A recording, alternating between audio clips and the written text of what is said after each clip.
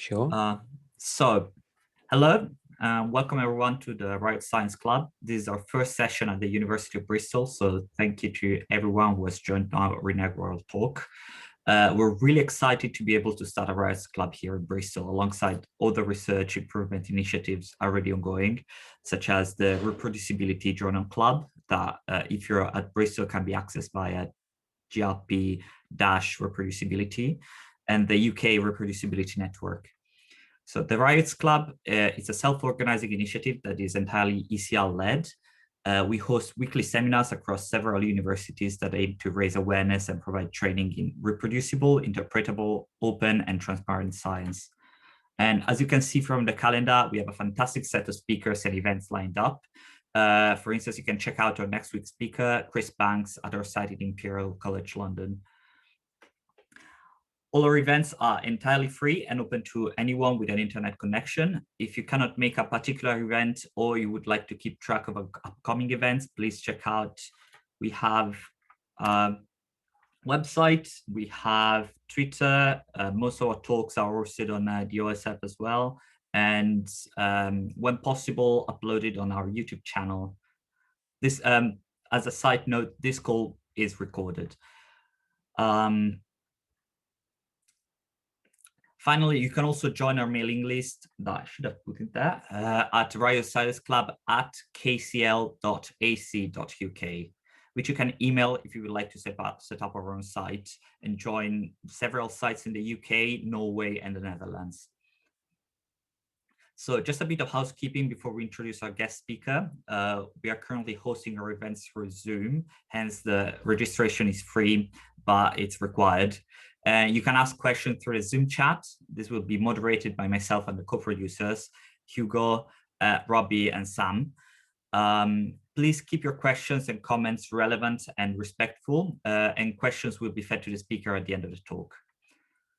Okay, now to our main event. Dr. Larissa Shamseer is a CIHR postdoctoral fellow with the Knowledge Translation Program of the Li Ka-shing Knowledge Institute in Toronto. Her research to date has focused on optimizing research transparency to reduce research waste, with a PhD in epidemiology at the University of Ottawa in 2021, where she led early work characterizing predatory publishing. She's currently researching equity in academic publishing and reward, with over 70 publications across these areas. Dr. Shamseer also led the development of the widely used PRISMA P 2015 guideline, which you might be familiar if you have drafted a meta-analysis in the past, and was on the steering committee updating the PRISMA 2020 statement. So without further ado, I guess we can stop sharing, and Larissa, it's good to go.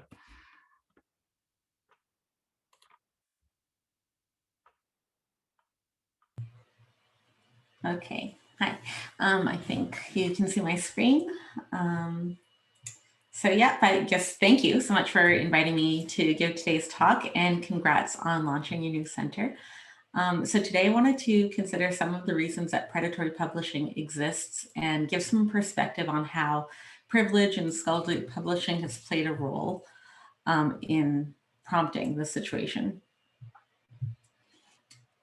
So first, I want to acknowledge the land on which our research team operates in Toronto, Ontario, Canada.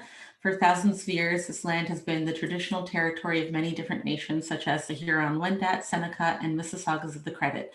I also acknowledge that Toronto is covered by Treaty 13 with the Mississaugas of the Credit, and this land is home to many Indigenous people from across Turtle Island, and we're incredibly grateful and humbled to have the opportunity to work on this land. I also have a few competing interests to declare. My spouse receives income from a scholarly peer review management company, which he owns. In terms of contextual competing interests, I am a racialized woman and a parent in academia, and I have some lived experience in these areas. Academic competing interests, I have an academic interest, and I've completed a PhD in this area, and I hold a fellowship in the area as well. In terms of other competing interests, I'm an associate editor for Biomed Central's systematic reviews. So in this talk, I aim to take us into some of the gray zones of scholarly publishing and what predatory journals mean for research integrity and equity. So I wanted to discuss our conception of predatory publishing, why they exist, and what they reflect about equity and inclusion in publishing, and considerations for advancing diversity, equity, and inclusion in scholarly publishing. But before I launch into all of that, I wanted to start here with the title of my talk, False Dichotomy, and why I think this is important. So we've repeatedly been told that predatory journals are not trustworthy, and neither is their content. And by default, this positions journals as not labeled as predatory and their content as trustworthy. But in fact, this is not always the case, as we've seen during COVID and the numerous retractions that have taken place in top impact journals. And this has been happening long before COVID. Peer review, even at trusted journals, repeatedly fails to detect fraud and misconduct. We don't really have a good system in place to judge the underlying trustworthiness of research. Often missing from discussions of predatory journals is that while they may indeed publish untrustworthy research, they don't only publish such content. So during my PhD, I investigated hundreds, if not thousands, of predatory journals and their content. And while much of what they publish is really low quality, I don't believe this is unique to predatory journals or that we ought to assume the worst of their content. And so this argument doesn't dispute that predatory journals are a very real problem and we should combat and avoid them at all costs. Rather, we may need to rethink how we approach this problem.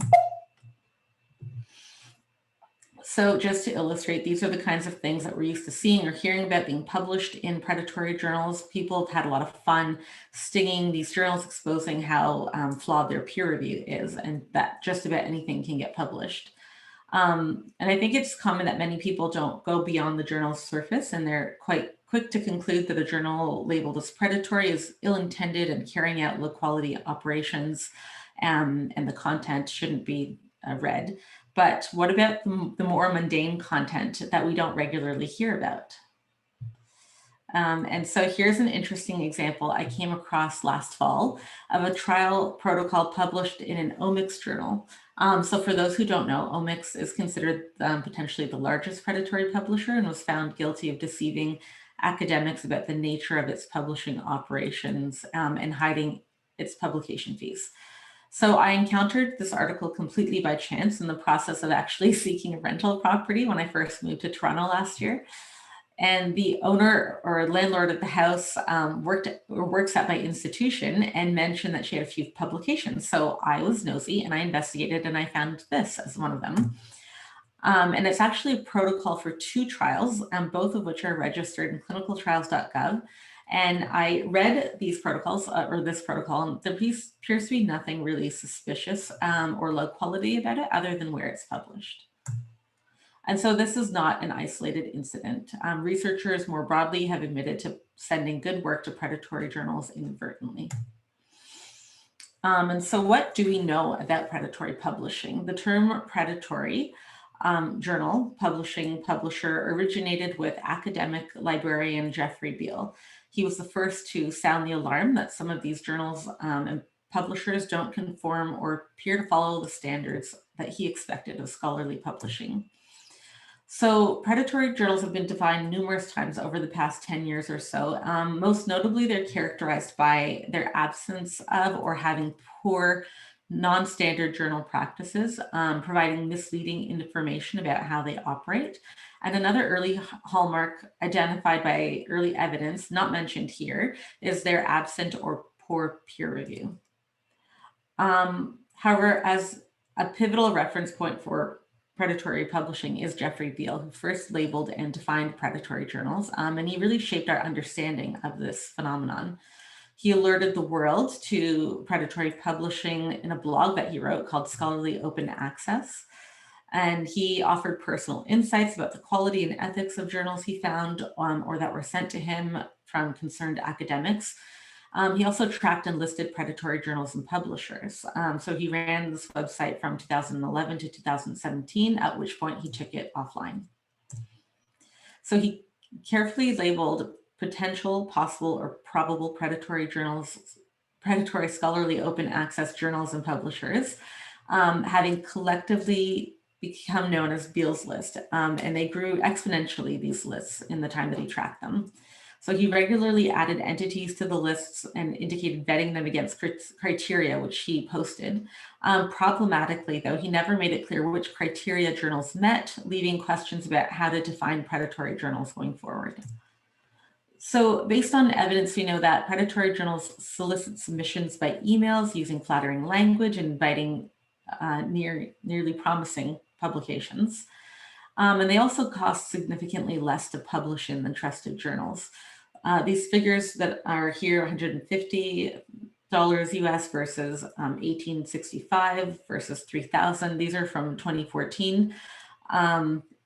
And particularly in light of Plan S, these numbers have changed now that we're in 2021. For example, Nature and some of its journals have instituted an $11,000 article processing charge this year to coincide with the start of Plan S, a funder-led initiative towards better open access.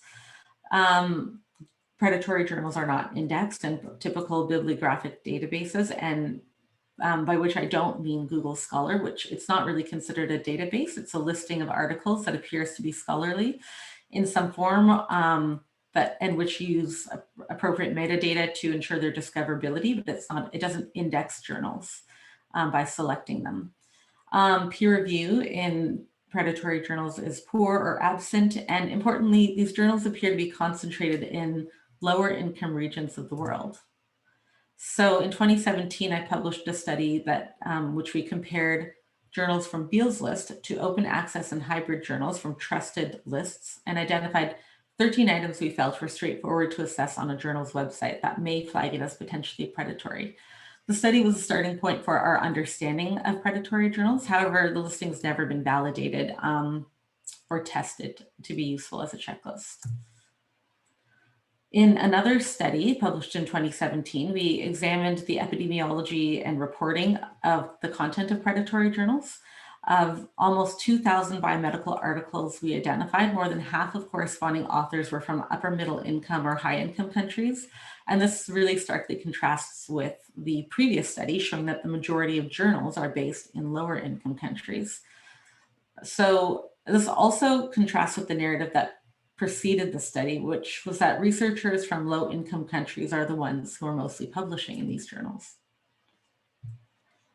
And we also assessed the reporting quality of studies and found that essential study information such as key methods and results were often missing in studies in our sample. In randomized trials, for example, a flow diagram describing the participation throughout all stages of a trial, which is now a standard component of trials in PubMed, was nearly absent in our sample. And so we concluded that researchers globally contribute to predatory publishing, not just those in low-income countries, as was the narrative at the time, and also that predatory journals are not consistently indexed and may not be permanently archived for other researchers to find, including systematic reviewers. So that means that valuable contributions that may be contained in them might be wasted. So we called this article Stop This Waste of People, Animals, and Money. We found that the poor reporting quality supports that predatory journals probably don't carry out peer review, and funders and institutions should be concerned that they might be supporting research that can't contribute to science. And overall, well, I've already mentioned, as you can see from the title, we call for researchers to stop depositing research in predatory journals. But one thing I wanted to point out about these findings is that the reporting quality is actually fairly poor across most of scholarly publishing. When we think about the poor quality research in predatory journals, we assume that quality is otherwise great, or at least substantially better in non-predatory journals. And here's one illustration to demonstrate the reporting of preclinical studies in predatory and non-predatory journals.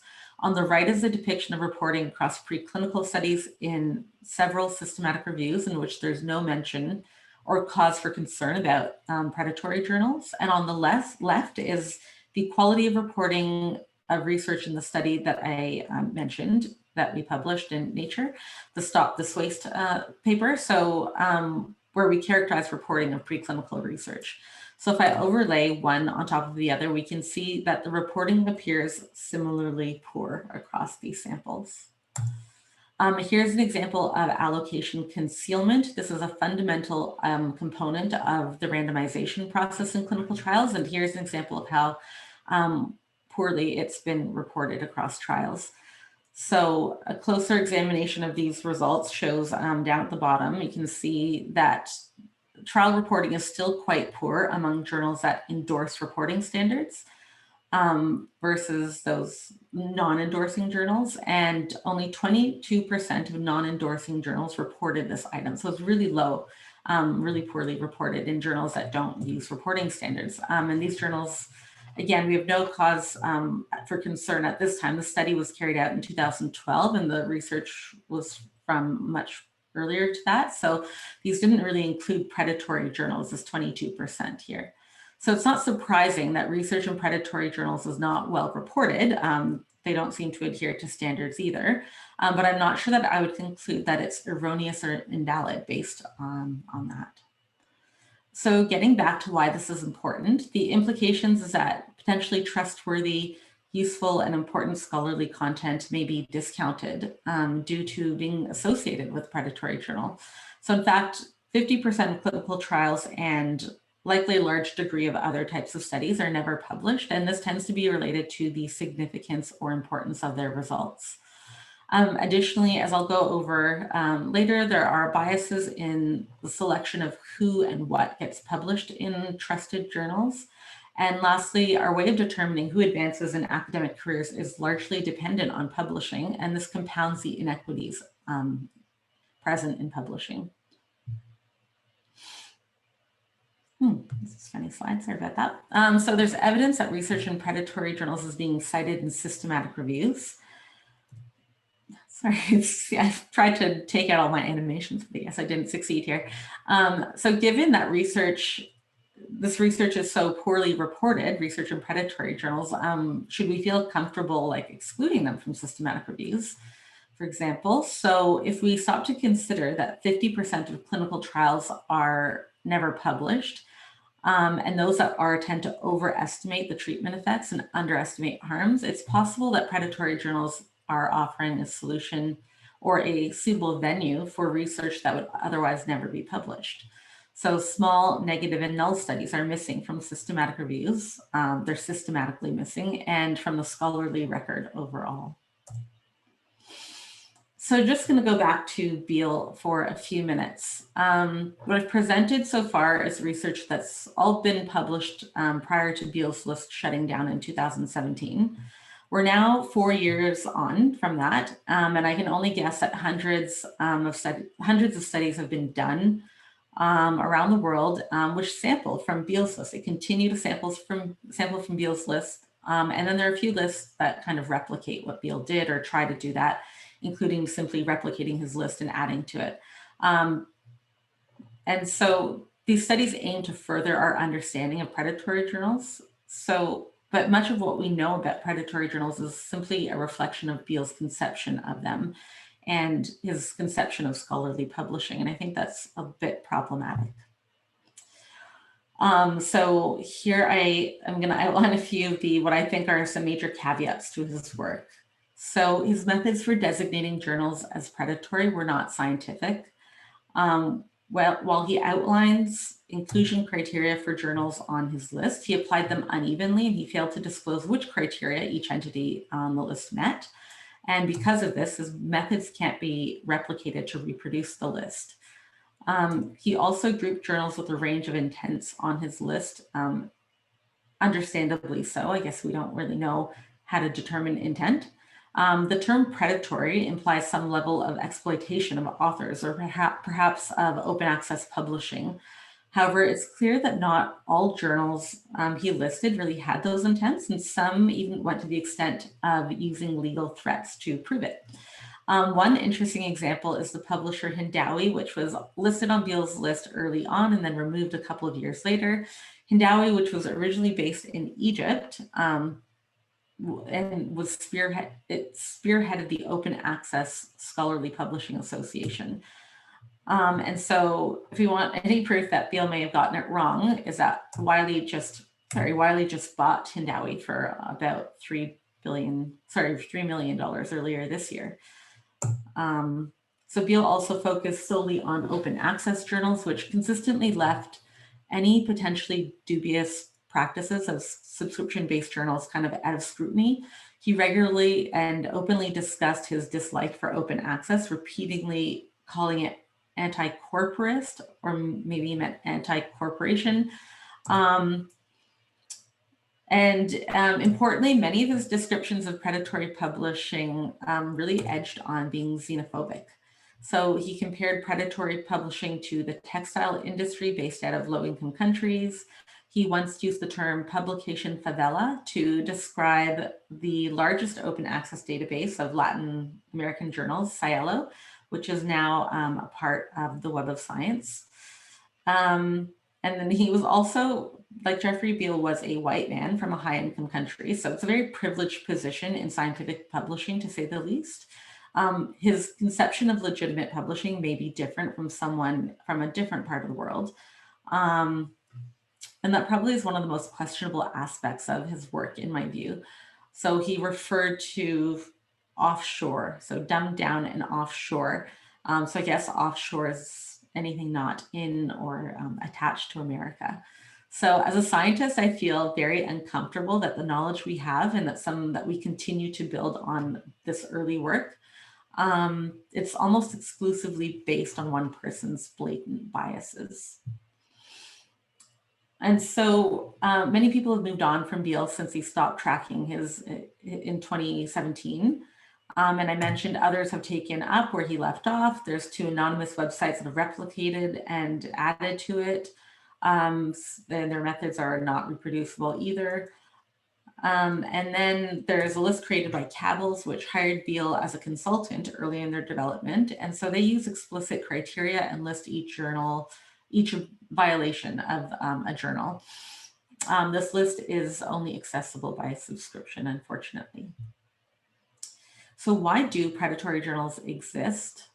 Many people will tell you that open access is the reason for predatory publishing. And in fact, this was a common theme of Beall's writing.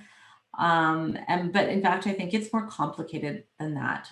New innovations, or innovations, if you can call it that, happen due to the right environment existing together with a need for the innovation, right? So there's fertile ground for predators, in scholarly publishing. So there's the thinking of the environment, there's the pre-existing state of publishing that plays a big role. And that's not limited to just the state of open access. So scholarly publishing is around 350 years old. Computers and the internet prompted a major evolution so that it really allowed content to be delivered electronically. And there were multiple effects from this. It made publishing cheaper by reducing the costs of printing and physical distribution. It allowed journals to be managed virtually through the internet. And it enabled free access to content. And that content could easily be made available for free, gave rise to this new model of publishing, open access, where a publisher could charge to publish and still profit instead of charging for access. So the first major for-profit publisher launched in this spirit was by MidCentral in 2000, followed by the Public Library of Science. And so while the internet enabled open access, it also really just made it possible for virtually anyone with an internet connection to provide publishing services or say that they do and collect fees on this basis. So you get a journal, everyone gets a journal.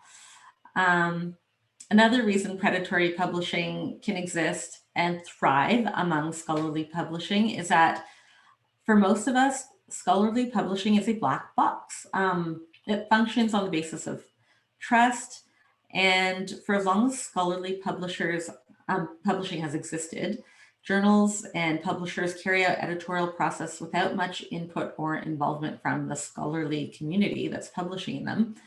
And essentially, for those of us who are users of publishing services, there's a distinct inability for us to verify the practices that are being carried out.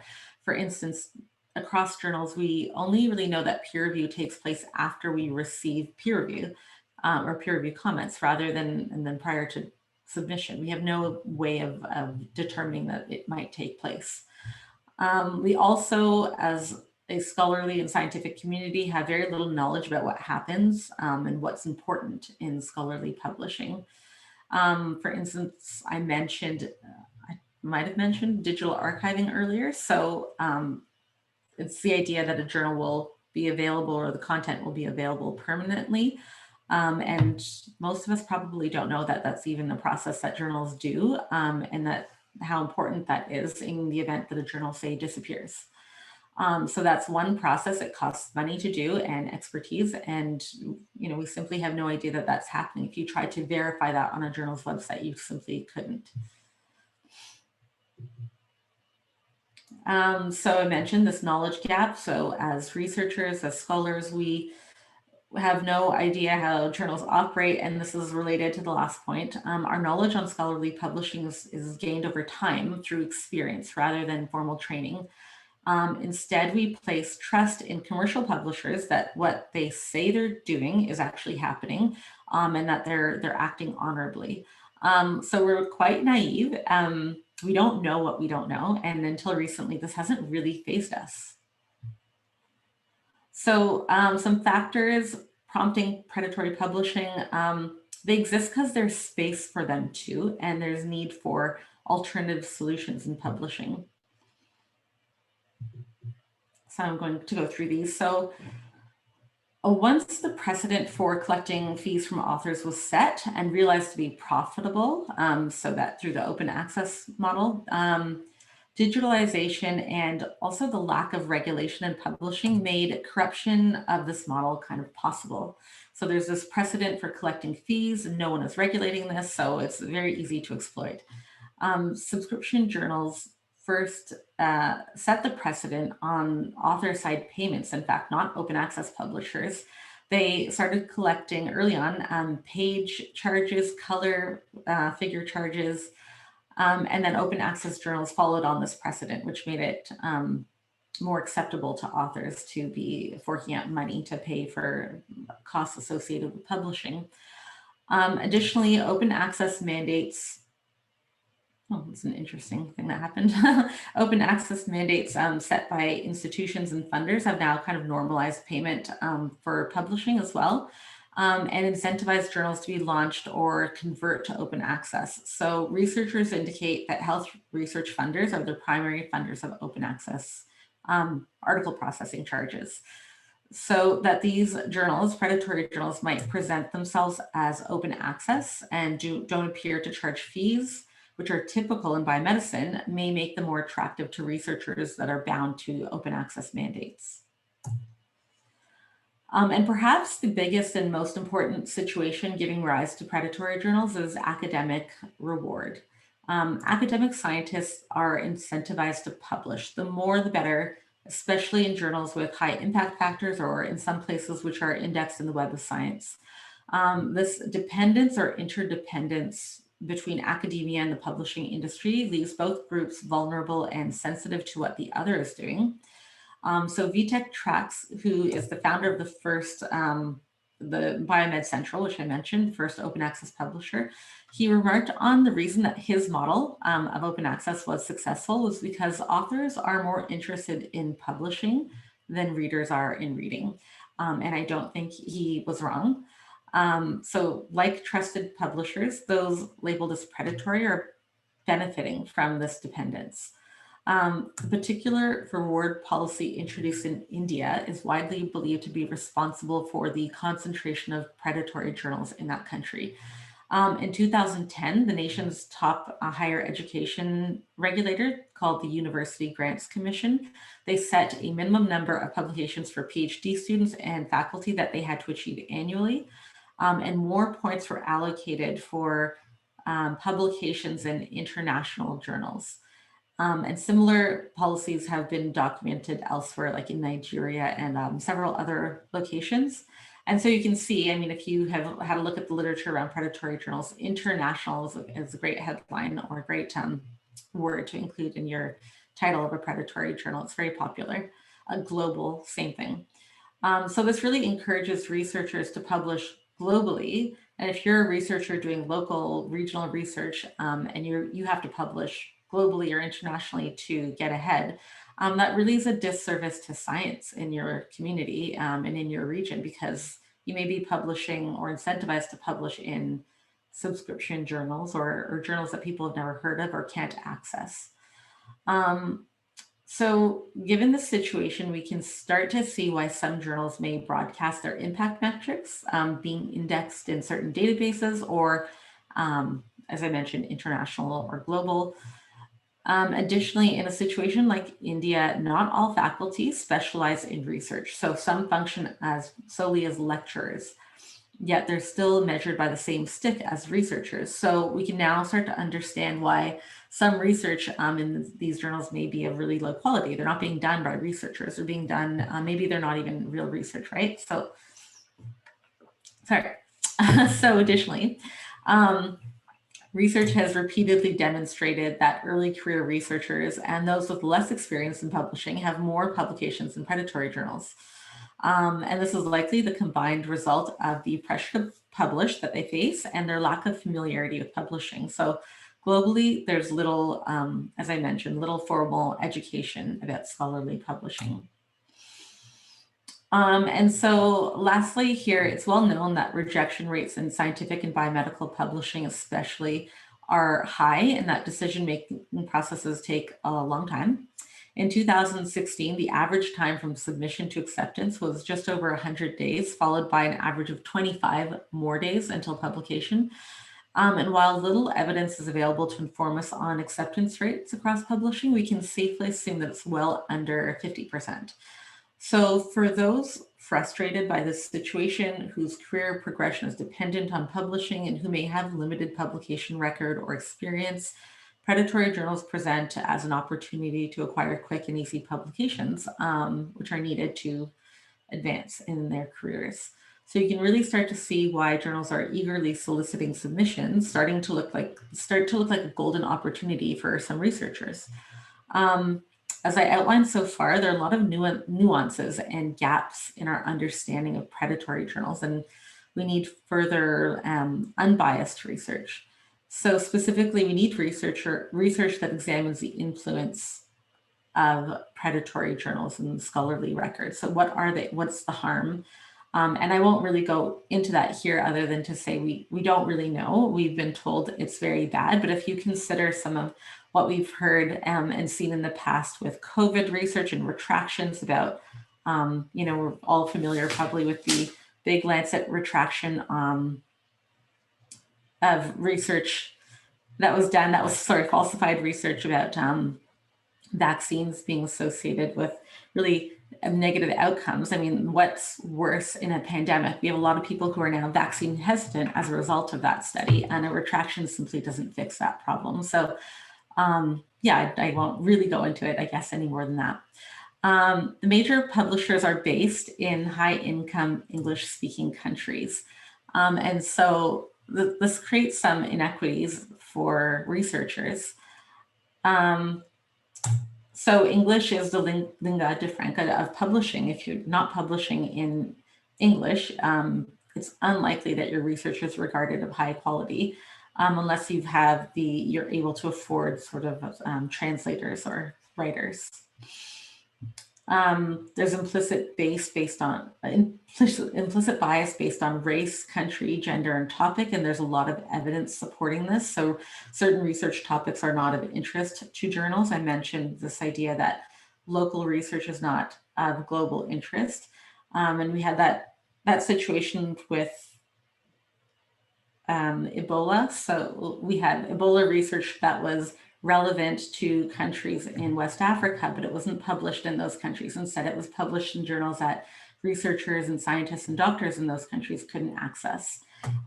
We know there's a lot of evidence about bias against or bias towards favoring men in publishing. And if we put the situation all together, this really favors white men from high-income countries.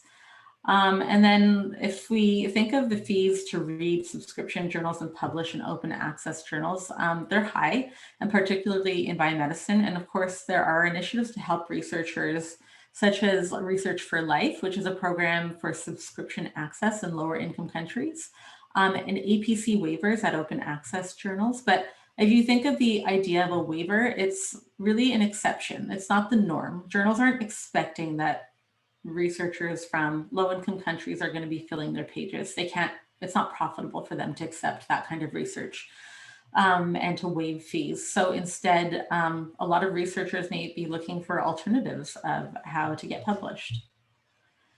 So we have a situation where researchers may either willingly or unintentionally publish in predatory journals for many of the reasons I just outlined. I like to call these conscious conspirators, or I guess victims of predatory publishing.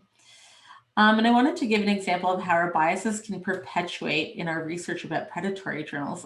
So this is a study it identified a subset of predatory journals within a systematic review. The study was an analysis of 279 trials identified from several databases for a upcoming Cochrane review. And of note, Google Scholar was not one of the databases that they used to identify studies.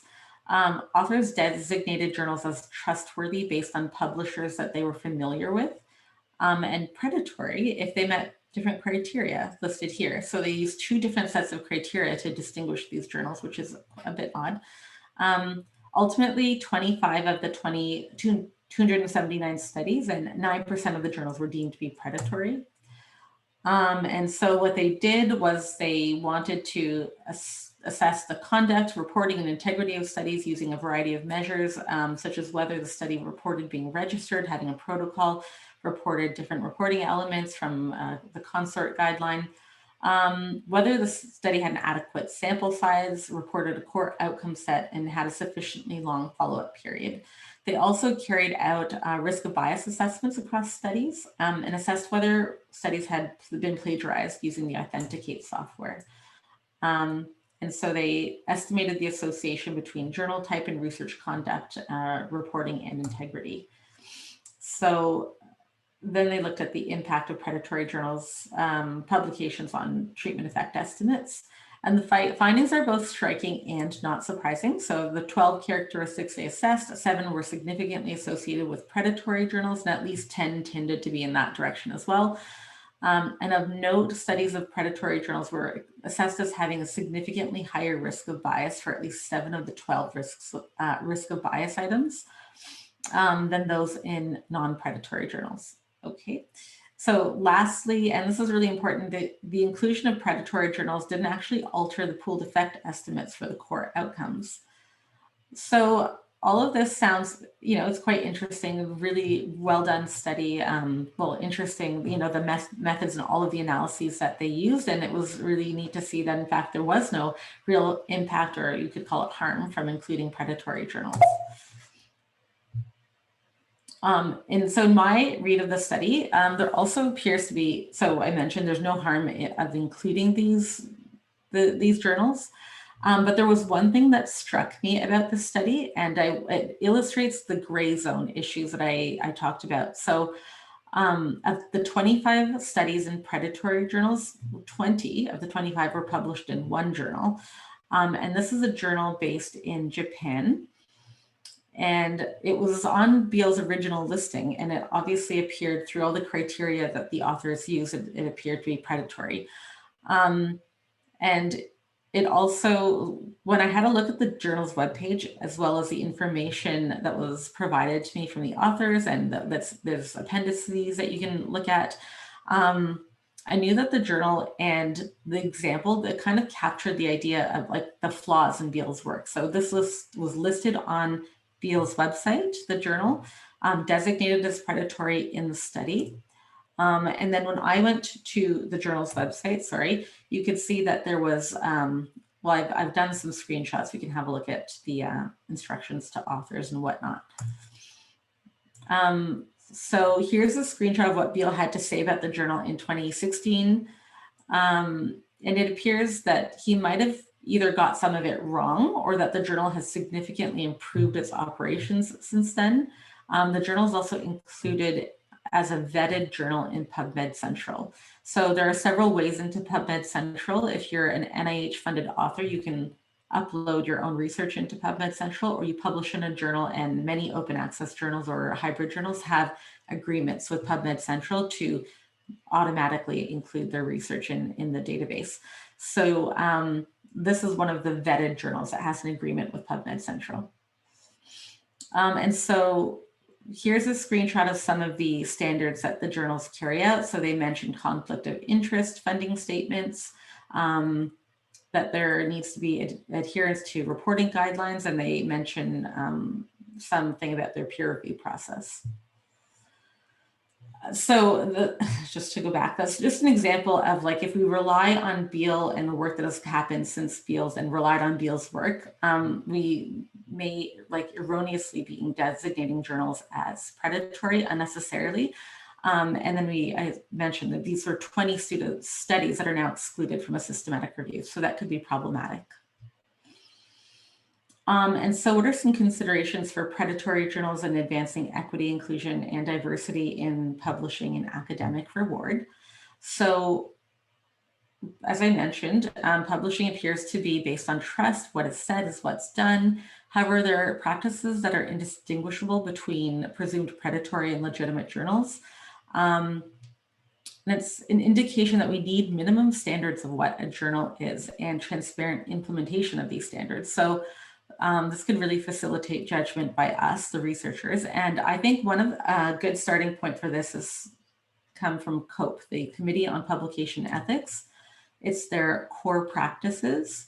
And I think they list, I can't recall, maybe 12 or 13 core practices. And they insist that these practices should be outlined in a journal's instructions to authors and on their web pages so that authors know what the journal offers.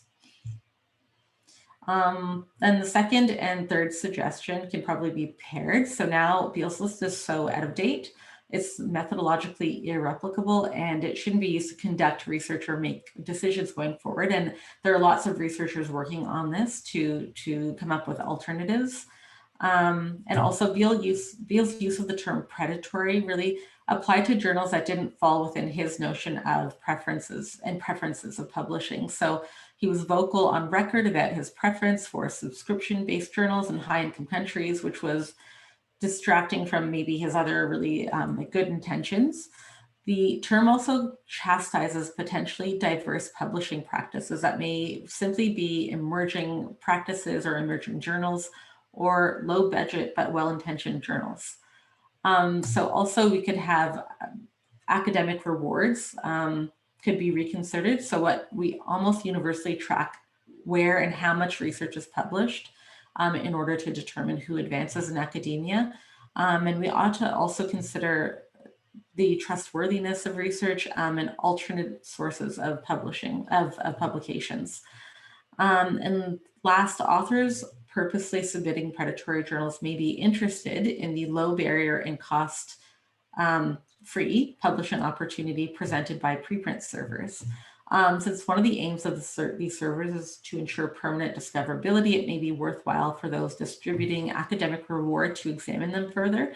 And now we've had a lot of comment on preprint servers over the last year or last 18 months at how they can be useful, but also they can, they're not peer reviewed, but we've also seen similar problems with peer review happening at trusted journals. So we need to really investigate this a little bit more.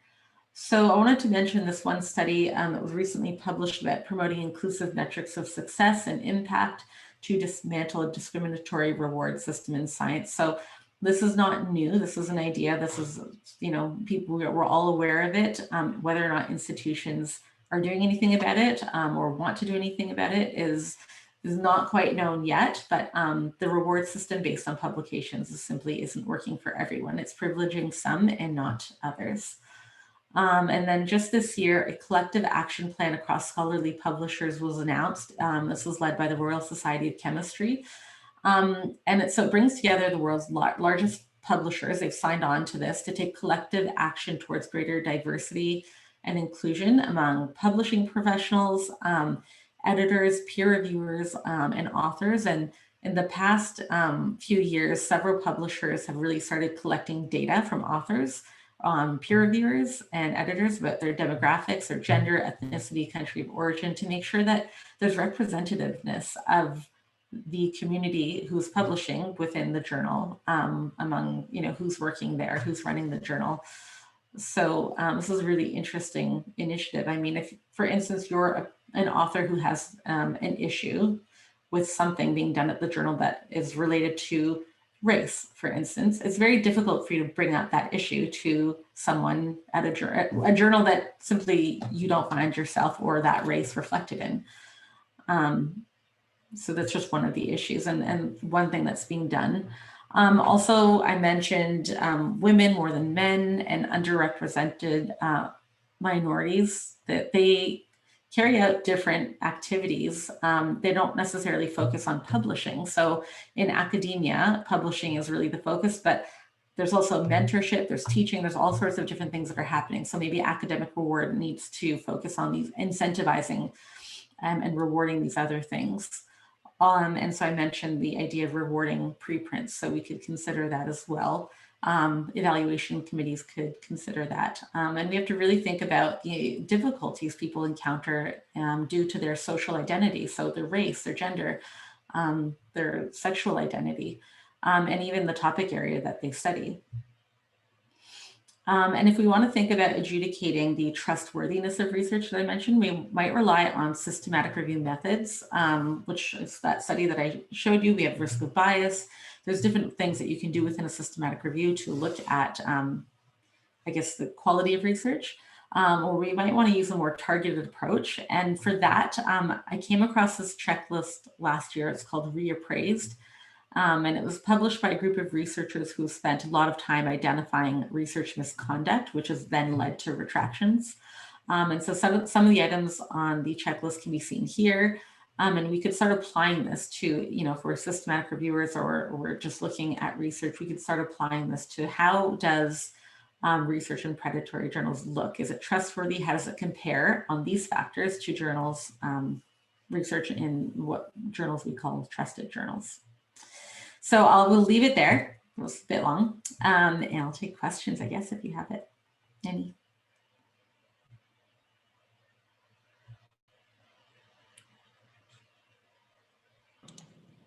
Thanks very much, Larissa. That was really, really interesting. And I don't know, a lot of pretty novel information there. So there's quite a few questions that have come in. There's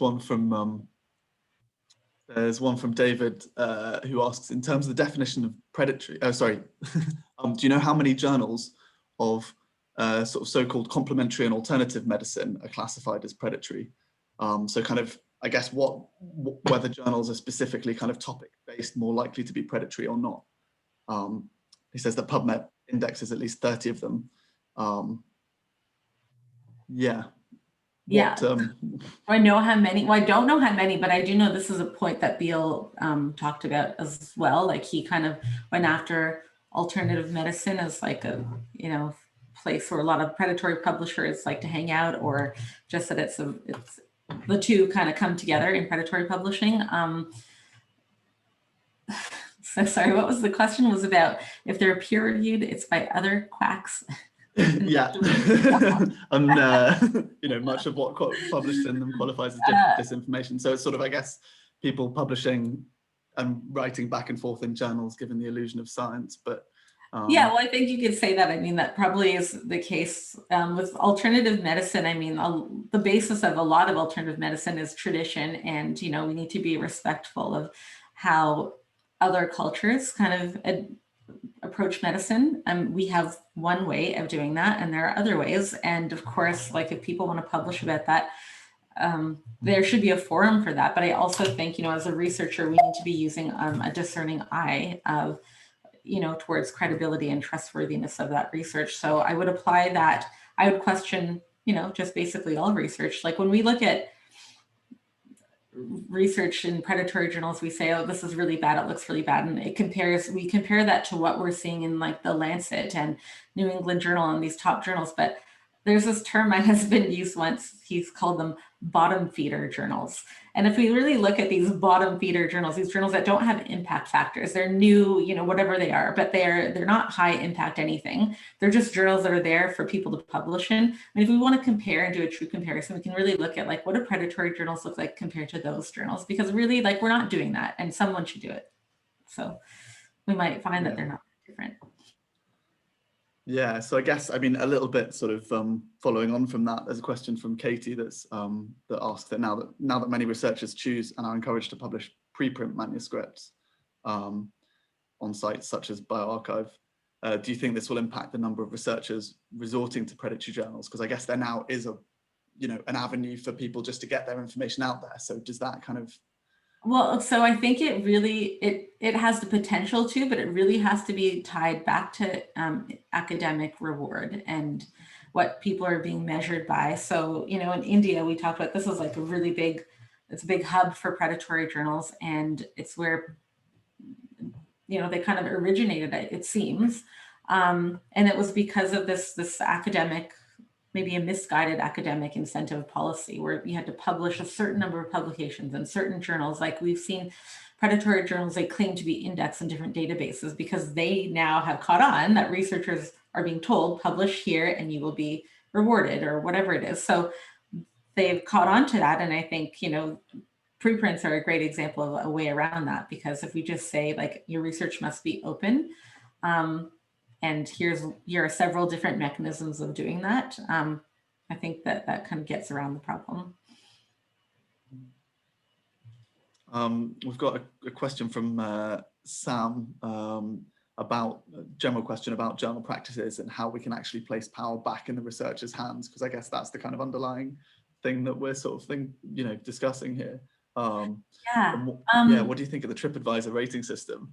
Okay, so something unfortunately, I was at a talk a couple of weeks ago and I didn't write down the initiative, and I need to follow up on it, but there's something being done with, I think it's a publisher, maybe it's a big database called African Journals Online, and they are basically vetting all of the journals in Africa to these certain standards, might be related to the core practices that I mentioned, and they're basically giving them a rating, and then this website will give them like a badge basically.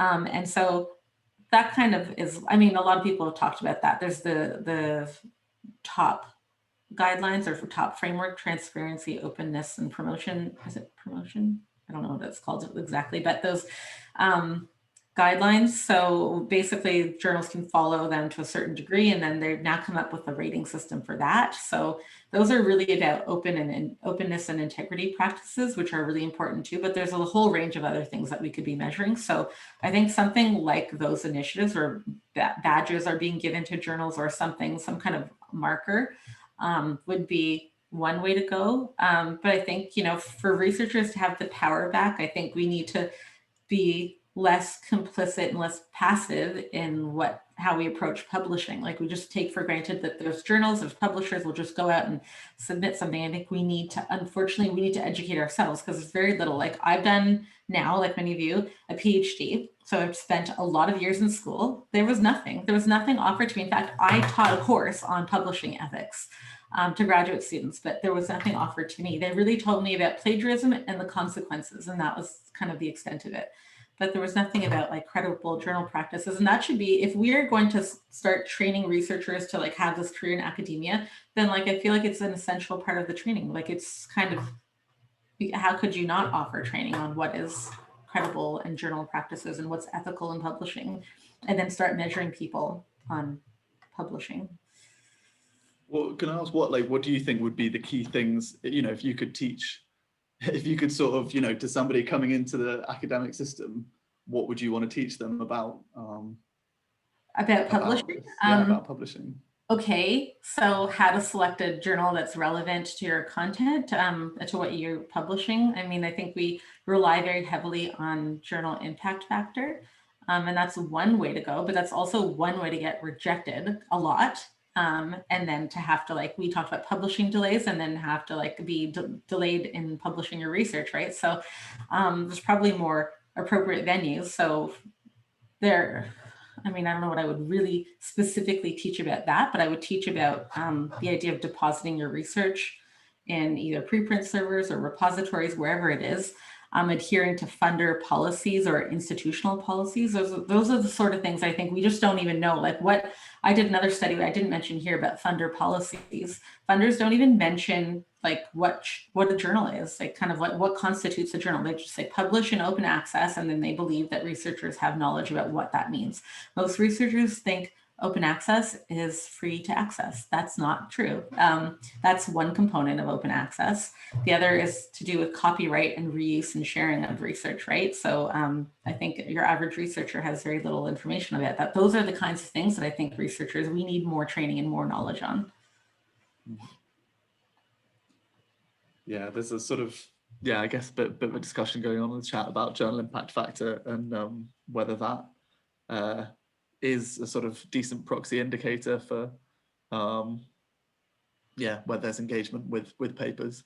And I think, quite a lot of different. Journals are now redundant. I like that. Well, you know what? I think journals will probably, the idea is like if journals disappear because like the preprints take over, which is cool, they'll just reappear again. It's a commercial entity. They're going to find a way to profit. Like preprints are great, but currently they're free, and you have to think of how they're being funded and like when they're going to run out of money. It takes a lot of staff and a lot to, like, it's not just like you can deposit something in a preprint server. There's a lot that goes on. They need people to, they do some vetting, some of the preprint servers, and they need expertise and kind of manual labor there too. So they're free for now. But we have to start thinking of like, what will this turn into if we start all dumping everything in a preprint server and not in journals? We're going to overwhelm them. But yeah, I think journals can be redundant. There's some really interesting content I've read in a few different publisher blogs. One is The Scholarly Kitchen, and it was talking about how journals might just become more like databases. Or not databases, they'll become more like they'll select articles from preprint servers and make comments on them, and they'll start doing their own kind of like judgments on the quality and what's interesting about articles. So, I mean, I think that's a really neat model too. So then they become targeted for a specific like clinical group. Here's what's relevant to your research or your practices now.